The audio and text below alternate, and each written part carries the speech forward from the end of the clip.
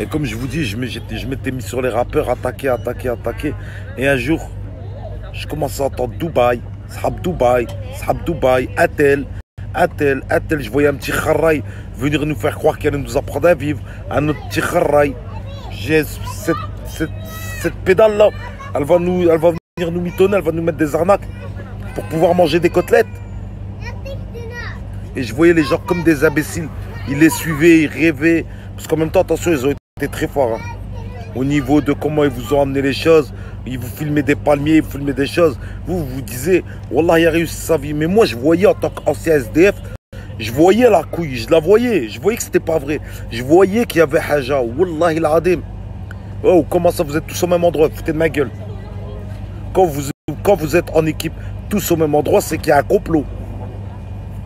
Sinon il y en aurait un là-bas, un là-bas, un là-bas. Mais si vous êtes tous ensemble, c'est que vous êtes tous mis d'accord. Et c'est quoi qui m'a fait tilt, mesdames et messieurs? Écoutez bien ce que je vais vous dire. C'est quoi qui m'a fait tilt qu'il fallait pas les lâcher, que c'était des menteurs? C'est quand j'ai vu qu'ils répondaient et que ça leur faisait mal. Bah si ça te fait mal, c'est que j'ai raison. Parce que sinon tu t'en bats les couilles. Si j'ai tort, c'est que tu as réussi à prouver le contraire. Tu as réussi à prouver ta crédibilité à tes abonnés. Donc si tu as prouvé ta crédibilité à tes abonnés, pourquoi tu as mal quand je parle? Parce que je niquais votre business. Je niquais leur business à Sahab Dubaï. Et qu'est-ce qui a fait que je suis venu à Dubaï et cette fameuse bagarre à la salle des sports? Bah parce que je les avais tellement touchés. Je les avais tellement fait mal avec la vérité pendant des mois et des mois que quand je suis arrivé, ils se sont dit, Adam, on va l'éteindre. Tiens,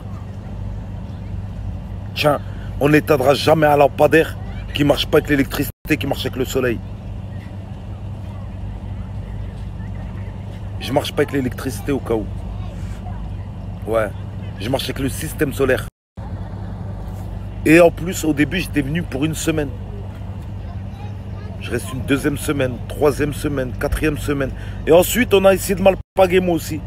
Pour faire des pubs, vous volez. On m'a alpagué pour vous voler au cas où. On me proposait des trucs à 12 000 € par mois. Alors que j'étais un SDF. Si j'avais pas de principe, si j'avais pas de charisme, pas de dignité, pas de prestance, je vous aurais dit, ben non. Bon là, j'ai trouvé un nouveau plan, c'est pour vous. J'en aurais à péter de vous. Si je m'en battais les steaks de vous, si je vous aimais pas, si je craignais pas le Tout-Puissant. Et je vous aurais mis la quenelle. Et là, je serai à 12 000 € par mois. Ben non, j'ai galéré. Je galérais au début à payer mon hôtel. Je payais 5 jours par 5 jours. Galère. Ma voiture, je payais 5 jours par 5 jours. Galère totale. Jusqu'à tout doucement. Et ce qu'il y a, c'est que la sincérité, elle prend le dessus. Et comme après, il y a eu toute crédible, ma communauté qui a vu la vérité. Leur communauté à eux, qu'ils ont vu que je disais la vérité. Ils se sont désabonnés d'eux. Vous n'avez pas remarqué, depuis que je suis là, ils ont tous chuté. Tous en panique, ils ont tous chuté. Allez demander leurs statistiques il y a 2 mois, t'as le nombre de vues, et leurs statistiques aujourd'hui. Et regardez mes statistiques à moi d'il y a 2 mois, et regardez mes statistiques d'aujourd'hui. Moi, je suis comme ça, eux, ils sont comme ça. Comment ça se fait? Depuis que je suis à Dubaï, il y a combien de snaps qu'ils ont sauté de tous ces menteurs? Comment ça se fait que le mien, il fait ça? On me saute le lendemain, il est 4 fois plus. Comment ça se fait? C'est parce que la communauté, elle a vu clair. Vous avez vu clair. Et de là, tout le monde m'a partagé. J'ai jamais été autant partagé que depuis que je suis ici à Dubaï. Que depuis que je vous ai montré la crédibilité. Booba, vous savez très bien, qui aime ou qui n'aime pas une personne, il parle des personnes qui ont de la visibilité.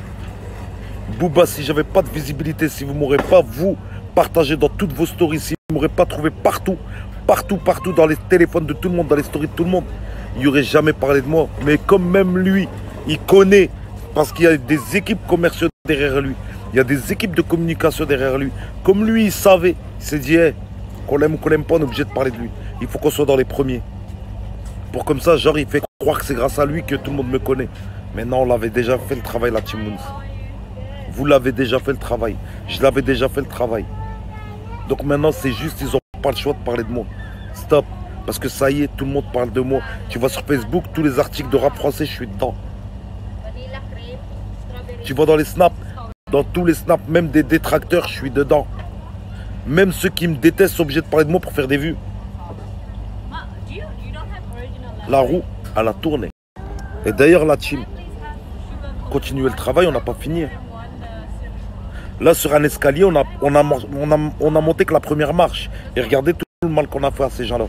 Regardez comment on les a décrédibilisés. Continuez à partager, à identifier dans toutes vos stories. Continuez à identifier partout. Rendez-les fous. Comme je les rends fous. On est une équipe. Hein. C'est ça une team. C'est on est ensemble. Moi, je parle et vous faites le travail par derrière. On est une team, on est une équipe. Que ce soit les darons, que ce soit les darons, que ce soit les enfants, les collégiens, les lycéens. Partagez tous dans vos stories. Continuez à donner de la force. On est une team et Inch'Allah, on sera la team la plus grosse d'Europe. On y arrivera. On y arrivera. Et même la plus grosse du monde. Il faut juste qu'on s'en donne les moyens. On dormait bien par terre. On est où aujourd'hui? On fait quoi aujourd'hui? C'est comme hier. Hier, j'étais plein de nerfs. Vous allez dire, Mounir, pourquoi? Ben, moi, je me considère français. Je suis un Français. J'ai les papiers français. Je viens de France. J'entends pas une Française en train de dire à sa copine, oh, on en a marre de tous ces touristes français. Mais t'as cru qu'on était des cons, des trous de balles. T'as cru qu'on sait pas que le visa ici, c'est des visas de 3 ans. Mais t'es une touriste aussi, toi. T'as cru que t'étais quoi? T'es une touriste aussi. Et quand vous venez pour travailler ici, dites-le aux gens de France qu'il y a le bulldozer derrière vous. Pour ceux qui vont me dire, c'est quoi le bulldozer? Bah, tous les mois, c'est 3 000 € de loyer minimum. Tous les mois. C'est la voiture, tu dois payer je ne sais combien. Les assurances, les mutuelles, t'as entre 5 et 6 000 €. Attention, ça, c'est quand t'es rien. Quand t'es une merde. Quand t'es rien du tout. À payer tous les mois. Vous savez que les gens qui vivent ici, les gens de France, ils travaillent comme des chiens. Il y en a même qui travaillent pour des 5 000 dirhams, qui est l'équivalent.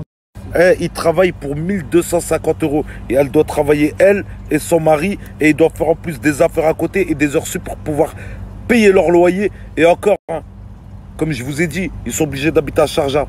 Pour pas avoir le bulldozer, comme je viens de vous le dire, à payer les 5 000 – 6 000 € par mois. Pour comme ça se réduit à 1 500 – 2 000 € le mois. Ils habitent à Sharjah. Sharjah, c'est quoi? C'est comme si je te disais, t'étais un mec du Nord. Mais attention, hein, pas Lille, pas Douai, pas Valenciennes. Non, la vraie campagne du Nord, la vraie campagne. Et que tu vas travailler à Paris la semaine. Et que tu dis, ouais, les gars du Nord. Alors que toi-même, t'es un gars du Nord. C'est juste, t'as vu la Tour Eiffel, là, tu commences à hachek, à bander, comme on dit. Alors qu'en vérité, le week-end, tu retournes où? Dans ta campagne de merde. Alors venez pas nous casser la tête ici à venir faire les bladés, à dire ah ouais, ils nous emmerdent ces touristes français. Et t'es une Française au cas où. Dans 3 ans, après ton visa, dans 3 ans, si t'as pas ramené les sous qu'il fallait, si t'arrives pas, tu vas devoir retourner chez ces touristes français. Et oublie pas, toi là qui dis ouais, ces touristes français. En France, ils travaillent que 35 heures.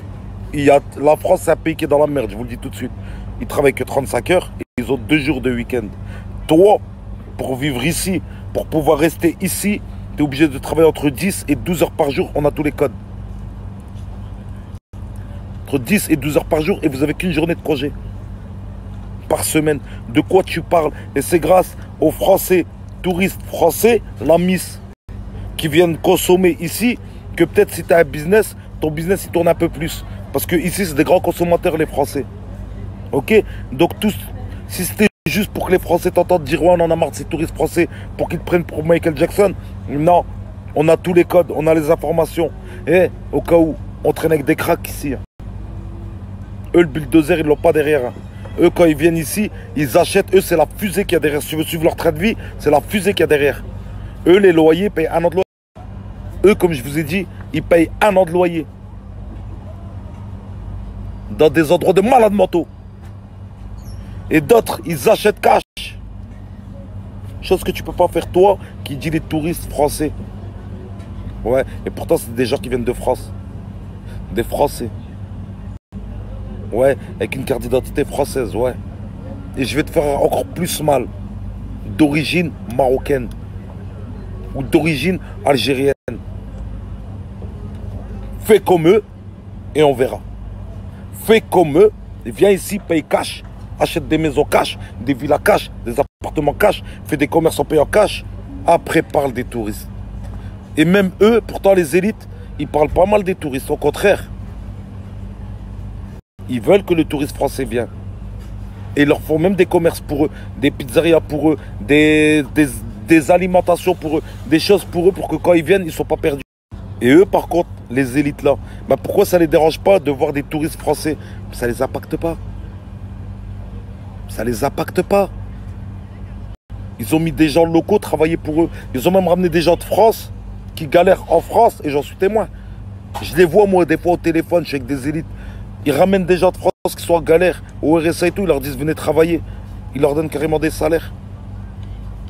Ils sauvent carrément des touristes français comme tu dis. Eux ils les ramènent et grâce à eux ils travaillent. Et ils gagnent des salaires et ils arrivent à nourrir leur famille, ramener même leur famille ici.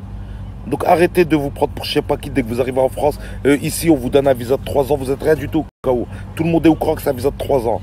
Tout le monde est au courant. Au cas où il y a un visa de 3 ans, c'est 1500 €, t'en as à 2000 €. T'es rien du tout, hein. C'est pas ça. C'est pas le visa qui est plus dur à avoir. C'est de tenir le bulldozer. Et je te parle pas de la fusée pour les élites. Et aussi, toi qui parles des touristes français, dis-leur aux Français que même pour retourner chez toi, quand tu travailles ici à Dubaï, ton patron, pour la plupart, pour 50% d'entre vous, il vous prend votre passeport, que quand tu vas retourner en France, tu es obligé de le supplier et des fois même demander une avance pour pouvoir prendre juste un billet d'avion et avoir de l'oseille là-bas. Ben dites-leur, il faut leur dire la vérité. Et ici, vous crânez juste parce qu'il y a le soleil. Hein. Et il y a des palmiers. Donc les gens, quand vous filmez soleil, palmier et la mer, comme c'est gratuit, ils pensent que vous avez une vie de ouf. Non, la plage, c'est gratuit. La piscine, c'est gratuit. Même dans l'hôtel W, hôtel de Grand Crack, la piscine, elle est gratuite. Tu payes 100 dirhams pour rentrer et tu as 100 dirhams de consommation. Ça fait que 20 €. Et les gens, par contre, quand tu filmes, ils voient des palmiers, piscine de malade, hôtel de ouf. Tu as payé que 20 €. Arrête de nous casser les bonbons. Moi, je leur dis la vérité. Faut arrêter de mentir.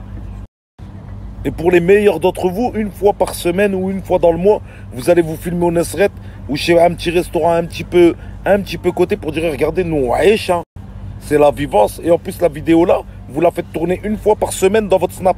Alors que c'est le même Snap. C'est la même vidéo. Faut jamais confondre bidou et casse-croûte.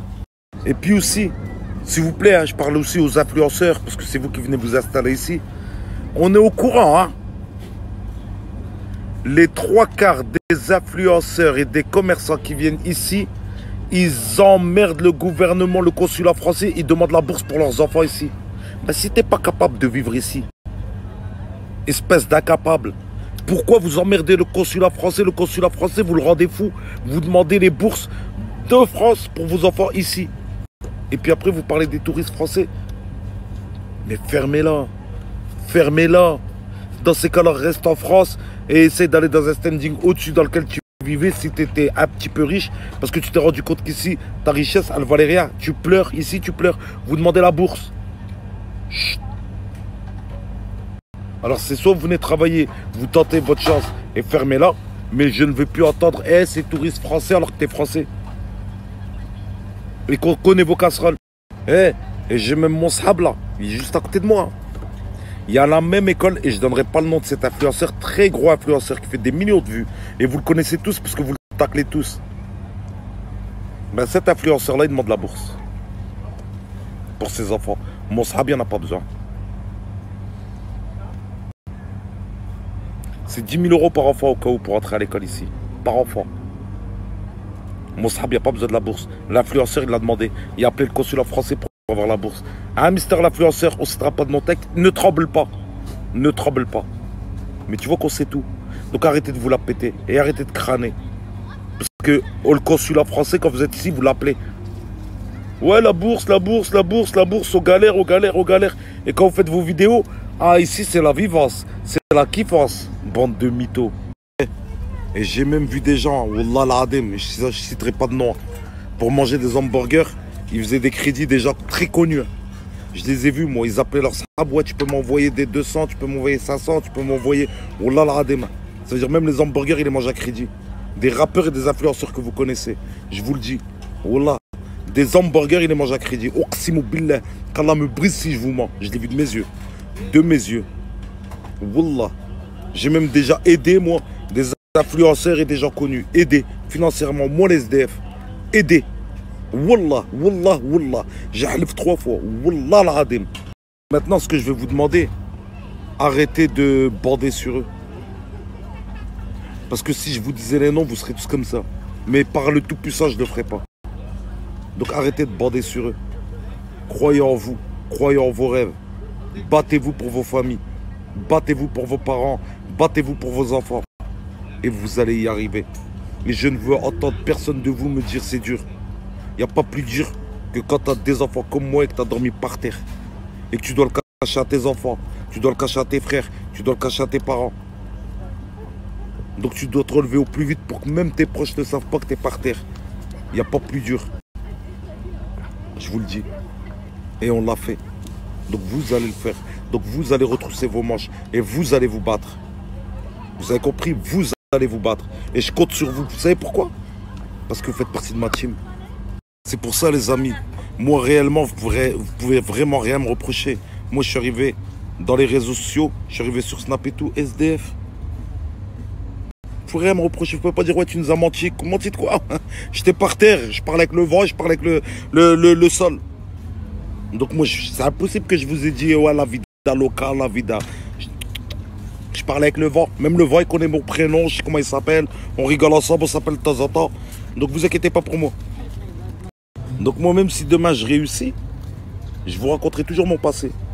Comme ça vous ne direz pas il se la pète. Non. C'est si je réussis demain, je vais vous encourager à réussir. Je vais vous attraper par la main et vous direz la route elle est par là. Écoutez pas ces mythos. Il y a le bulldozer derrière eux.